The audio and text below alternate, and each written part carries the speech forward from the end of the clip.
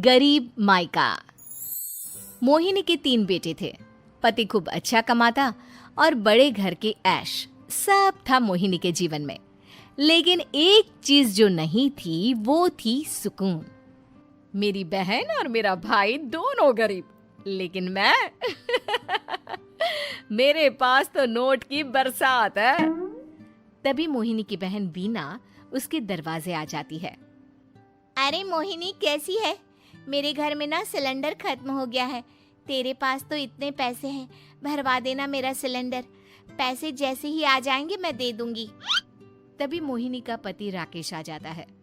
क्या है विना, ये अपने घर की परेशानी हम लोगों के घर ना गाया करो।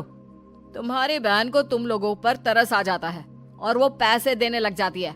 मुझे ये बिल्कुल पसंद नहीं है। ओ जीजा जी, नहीं, मैं तो वो बस अच्छा, मैं चलती हूँ। वीना वहां से चली जाती है। उसके जाने के बाद अच्छा किया जो आपने सुना दिया। अरे न जाने क्या सोचकर मेरे घर आ जाती है कि जैसे यहाँ तो भंडारा भरा है। अरे कितना तो दे दिया। अच्छा जी, जरा 1000 तो देना। वो विन्नी दीदी है ना, उनके घर जा रही हूँ। उनका पोता हुआ है तो मुंह दिखाई दे दूंगी। हाँ, उन लोगों के आगे तो शो ऑफ किया करो। वो खुद को बड़ा अमीर शो करते हैं ना, दिखा दे कि तू भी किसी से कम नहीं है। हाँ जी, इसी के लिए तो जा रही हूँ। मोहिनी तैयार होकर अपनी बुआ की बेटी के घर जाती है, जहाँ उसके पोते का कार्यक्रम चल रहा होता है। वहाँ वीना भी आई होती है। अरे वीना, क्या जरूरत थी यहाँ आने की? तेरे घर पर गैस नहीं है तो वो भरा लेती। क्या करूं मोहिनी, बुआ को बुरा लग जाता नहीं जाती तो। वैसे मेरे पास एक जोड़ा बच्चे का कपड़ा रखा था, वही अपनी चांदी के पायल के साथ देने जा रही हूँ। घर पर गैस थी नहीं, सोचा परिवार यहीं खाना खा लेगा, बाकी सुबह का सुबह देखा जाएगा। मोहिनी को बहन पर दया आ जाती है। वो पर्स से 1000 रुपए निकाल कर दे देती है। ले विना, लेकिन पैसे वापस कर देना, तेरे जीजाजी हिसाब लेते हैं। मोहिनी भी क्या करती, गरीबी में बहन का सहारा ही उसके जीवन जीने का आधार था। फिर एक रोज, सुनिए, भाई के घर बेटी हुई है, मुझे माँ के पास जाना होगा। अरे उस घर में ना कूलर है ना एसी, कैसे रहोगी तुम? हाँ, वही सोच रही हूँ कि अकेली जाऊं, बच्चों को साथ ना ले जाऊं। चली जाओ, लेकिन ये जो तुम अपने गरीब परिवार से मिलने चली जाती हो ना, मुझे बिल्कुल अच्छा नहीं लगता। पता नहीं मैं भी कैसे मैनेज करती हूँ, लेकिन क्या करूँ।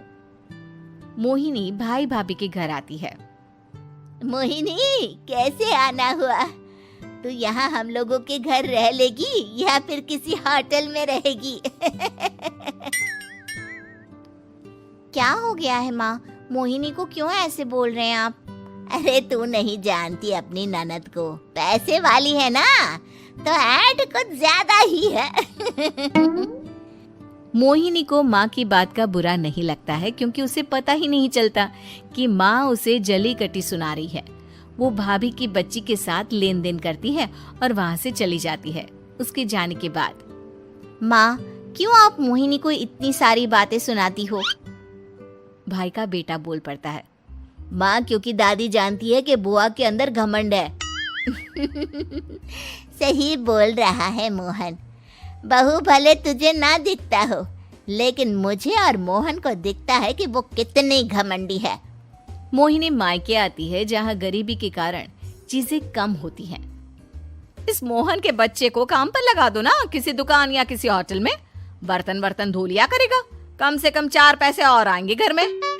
देख मोहिनी, माना तेरे पास पैसा है, लेकिन तेरे भाई के दिन इतने भी बुरे नहीं चल रहे कि वो अपने बच्चे की पढ़ाई रुकवाकर उससे बर्तन धुलवाए। मोहन माँ की ओर देखता है, जैसे आंखों से बोल रहा हो, देख लिया बुआ का हाल। हाँ मोहिनी, बात तो सही है, लेकिन अभी मोहन को पढ़ना है। आखिर तुम भी तो अपने दोनों बेटों को पढ़ा रही हो ना। मेरे बेटों से कैसे कंपेयर कर सकती हैं आप? अरे वो तो कलेक्टर बनेंगे। हाँ, कल को वो मोहन को नौकरी में रख लेंगे, क्यों? मोहिनी कुछ दिन और रहकर चली जाती है। धीरे धीरे दिन बीतता है। मोहन बड़ा होता है और कड़ी मेहनत से सफल भी हो जाता है। मोहिनी, माँ के जाने के बाद तो तुमने भाई भाभी के घर जाना छोड़ ही दिया, क्यों? वो क्या है ना, उन लोगों का घर छोटा है, मेरे बच्चे जाना ही नहीं चाहते। पर तुझे क्यों अचानक मायके की बात याद आ गई? यार, मेरा तो मायका है, भाई भाभी है, मेरा तो आना जाना लगा ही रहता है। हाँ, क्योंकि तुझे आदत है ना ऐसे छोटे से घर में और कम पैसे में रहने की।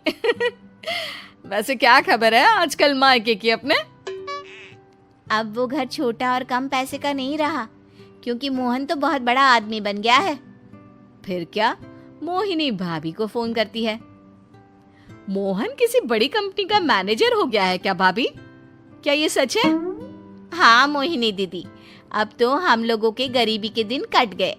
आपके भाई ने कोई अच्छे कर्म किए होंगे जो हम लोगों का बेटा इतना अच्छा कमा रहा है। देख लो भाभी, पहले भी आपने कई गलतियां की थी, आप थोड़ा संभल कर चलना। भाभी को मोहिनी की बात समझ में नहीं आती कि वो क्या कहना चाहती है। फिर एक दिन वीना मोहिनी से कहती है, मोहिनी, हमारा भतीजा मोहन अच्छा कमा रहा है, क्यों ना मैं अपने बेटे की नौकरी के लिए उससे बात करूं? अरे बुआ का बेटा है, ये सोचकर मदद तो करेगा ना? हाँ हाँ, क्यों नहीं करेगा, उसके बुरे दिन में तो हम भी खड़े थे। मोहन को वीना फोन करती है और अपने बेटे की मदद करने की बात करती है।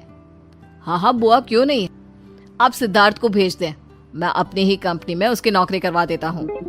दिन बीतते हैं, अब वीना के हालात भी अच्छे हो जाते हैं।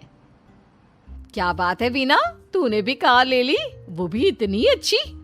हाँ मोहिनी, अपने भतीजे के कारण तो हम लोगों के दिन अच्छे हो गए। उसने सिद्धार्थ की नौकरी लगवा दी है, वो भी शानदार। ठीक है, लेकिन पैसे ख्याल से खर्च करना। वो क्या है ना, पैसे आने आसान है लेकिन संभालने मुश्किल। मोहिनी घर पर अपने पति से बात करती है। देखो ना, सबके पास पैसे हैं, एक वक्त था जब मैं ही अमीर हुआ करती थी। लगता है कि ज्यादा दिन नहीं रह पाओगी, मेरी नौकरी को कुछ साल ही बचे हैं और तुम्हारे दोनों लड़के निकम्मे हैं। उन लोगों को बोलो ना कि नौकरी करे। तभी वहाँ मोहिनी के बेटे भी आ जाते हैं। अरे हमें क्या मोहन समझा है जो दिन रात गधे की तरह काम करते रहे? खैर, दिन फिरते हैं और मोहिनी के पति की नौकरी भी खत्म हो जाती है। मोहिनी क्या करे, थोड़े से पैसे में गुजारा नहीं हो रहा है। तो क्या करे, मेरी समझ में कुछ नहीं आ रहा।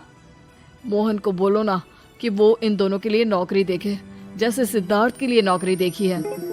मोहिनी क्या कहती, उसे अपने वो दिन याद आ जाते हैं जब उसने भाभी से मोहन को नौकर बनने की सलाह दी थी। क्या हो गया, क्या सोच रही हो मोहिनी? यही कि वक्त कभी भी किसी का भी पलट सकता है, ऊपर वाले से डर कर रहना चाहिए।